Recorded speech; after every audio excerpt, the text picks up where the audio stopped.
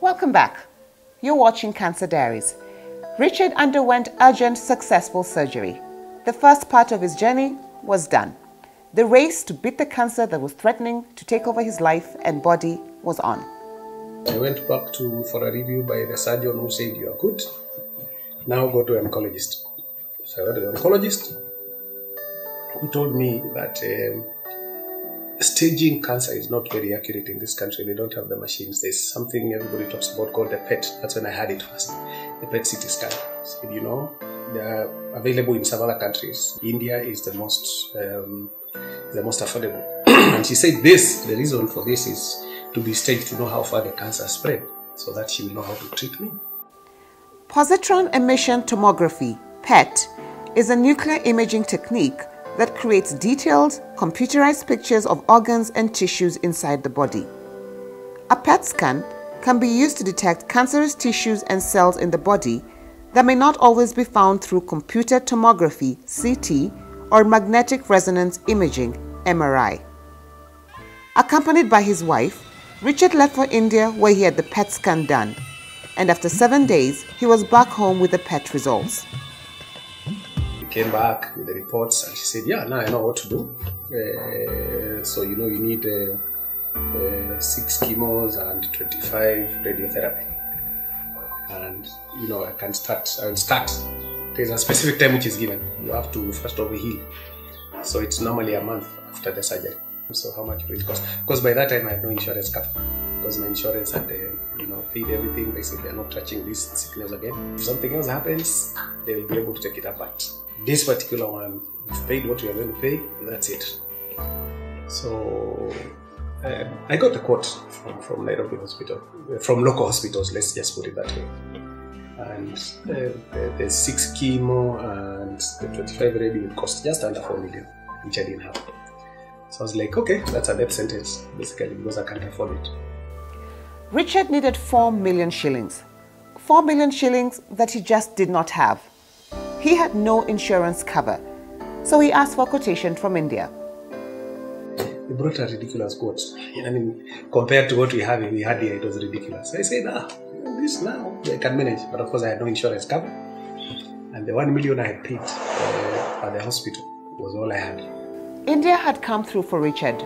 Now, he hoped his friends would be able to tide him over. I went to school in Alliance High School. And we have a very strong old boys association. So these are the guys I appealed to. I told them, guys, and within, I think, I don't even think it's a week. Within a week or so, I had more than 1 million shillings, which is what was required to go to India. Accompanied by his son, Richard went back to India for chemo and radiotherapy treatment. The radiotherapy took longer than expected, as he needed to constantly boost his white blood cells, and the booster injection he was getting caused him a lot of pain. So the doctor suggested a change in his diet to painlessly boost his white blood cells. We were advised to do diet. The best diet for building up the white blood cells is fish. So I was told, you have to live on fish, but you have to know that the Indian rivers are so polluted that all the fish are poisonous. So you can't touch them. We went and searched in the internet, and we found that one of the best foods you can eat is something called sweet potatoes, ngwashi. It's very good. So we went now in the market looking for, because we tried to explain to the people at the hostel we were staying, this is what we need. We showed them the pictures, they could not understand them. So we went around. India is a weird place. Lots of open air markets, people living in the streets and all that. So we went there and we found, here the sweet potatoes. So we bought some, and we took to the hostel and we said, this is what we need. And they all came up and said, Skar candy! That's what it's called in India. Skar candy. So said, you boil this, you give them for breakfast.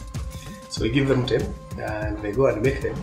And then they fried them and brought them with the pili and what. I was like, you're supposed to boil these things. They said, just boil. I said, yes, you're supposed to boil these things. You don't fry them. So now my son had to go and sit with them in the kitchen to just ensure that they only boil them.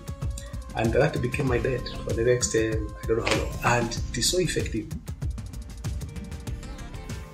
Even as Richard underwent treatment, thoughts of loss, despair, and even death were never far from his mind. You know, radio, you are put in a room. For radiotherapy, there is this machine which will give you the 15-minute shot. And then you are put in this room.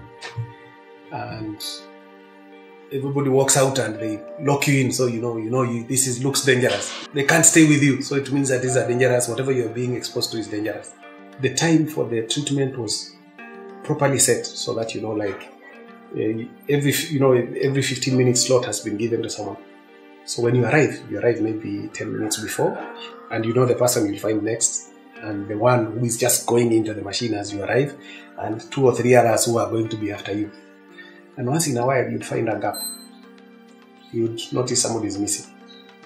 And thinking of how you saw that person the previous day, it means that person did not get healed.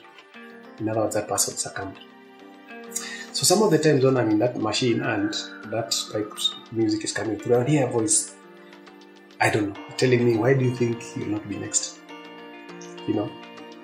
What makes you think you'll come through this? And that would be, I would feel like telling my son, why don't you go back and just go and die, Living in a strange country and the pain strikes at night, fear sets in. For Richard, his son was the only family he had in India. One particular night, I got the booster for the white blood cells. And then I got into so much pain that night, around 3 a.m. And what was happening was, as my heart beat, every joint was paining. It would be pulsating with the pain. So I couldn't walk, I couldn't, We had to go to the hospital at 3 a.m. And we called the taxi guy. We had some taxi guys, and the taxi guy once had the phone. He was sounding very drunk and said he will come at 8 in the morning. And I told my son, I can't survive in this pain until, in fact, I feel like my heart wants to stop. Fortunately, although it's 3 a.m., but where we were living, the hospital we were living is at the fence of the hospital. But the hospital is on vast grounds. So we were right at the end. It was almost half a kilometer. So we said, okay, there's no other way. We have to walk out. We have to walk to the hospital. Leaving the hostel, we also could not trace the watchman to open for us. It was like everything had conspired. This particular night that my friend, leo ndio mwisho wako. That half kilometer took us an hour to walk. Just the 2 of us. After treatment, Richard had to go back to India for checkups and review. And it was during one of those reviews that it was discovered the surgical wound was beginning to open up. He had a hernia. Last year was just crazy. I went there, and when they were doing the PET, they realized that where I had been operated on was beginning to open up. So I had what is called a hernia. In fact, I had 3 hernias where, the stitch had opened at the top, the middle, and the bottom. And they said, this is life-threatening, so you need to get this. I was not ready for it. So of course I had to, fortunately again, those friends of mine from that good school came through for me when I was in India. So I actually stayed there and, they raised money, I put it in my account, and I paid the hospital and I got the operation. So I stayed for a month instead of the 5 days I'd gone for. So I am lucky. Those who, the worshippers can say I'm blessed. But whichever way you look at it, I'm one of the few Kenyans who have got friends who I can call upon to help me out. How many people can do that? People with cancer need support, not only from their family, but also their friends. You can make a huge difference in the life of someone with cancer. Many friends and relatives spread the word that, I'm going to India, I'll come back in a box. And it reached me, and it was so sad. Some of the people I've valued for many, many years. That I'm definitely coming in a coffin, that this is the end of me. Okay, it's not like I lost them, but I think whenever we meet, they feel shy, that I'm still looking strong, that I'm still, But I also gained a lot of friends in the guys who have beaten this disease. People we are working together, people we encourage each other. Like I said, Monoli Mate does a Cancer Cafe once a month. Okay, she's skipped it a bit, but normally it's usually once a month. And I've met a lot of people who have also beaten this disease. And we have a common it's like, it's almost like we were fighting together. Okay, we were all doing it at different times and different places, but now there's a camaraderie that has brought us together. But we beat this thing, so let's work together, to give each other encouragement. One of the things I can tell you also is this family, the support I got from these people. One, from the despair first, and when they realized I'm strong, they also got the strength from me, and they said, let's beat this thing. And it's been like that all the time. With a few more PET scans to go through, Richard is optimistic that all will be well. I was diagnosed 5 years ago. I'm going to go to India either in July or August, depending on one or two things, for my 5th PET. And once I'm confirmed it's clear, then that is when at the point we'll be told that you are now clear. You are healed, so you don't even need to come again for those tests. So, how many people can have that step? Because every time I go to India, I need at least 200,000. The flight, the treatment itself, you have to stay there for at least a week, you have to eat, you have to do whatever. How many people can afford to spend that kind of money? There are many cancer patients not as lucky as Richard. Cancer treatment is expensive, and without the financial support, many pass on quietly. The big debate we need to have in this country, on a very serious note, is to think what we can do to cover everyone else, the ordinary Kenyan. Because again, they are the ones who are eating this sugar you've just seen, is in the news, which I'm sure has been coming for the last 6-7 years. A lot of the things that we eat are contaminated. These guys are drinking water which is contaminated, so they are most likely to suffer.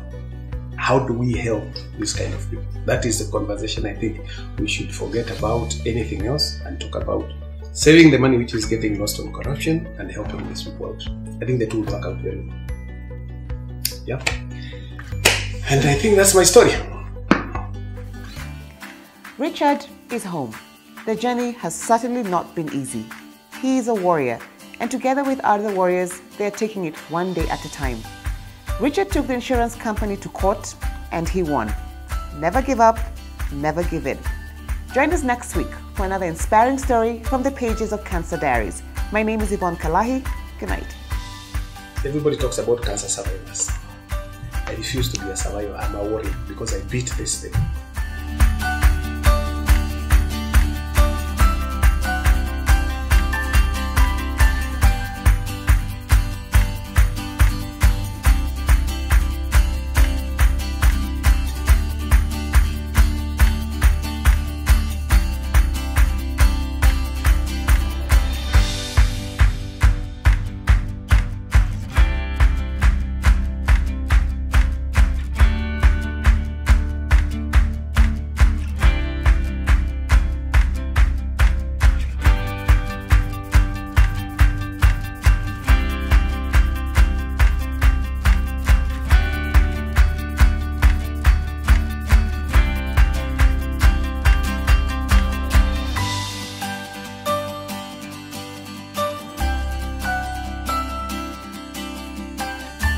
The ultimate measure of a man is not where he stands in moments of comfort and convenience, but where he stands at a time of challenge and controversy.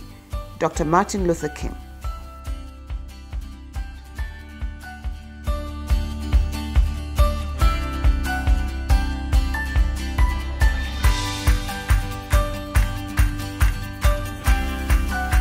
Call us, talk to us, share your story.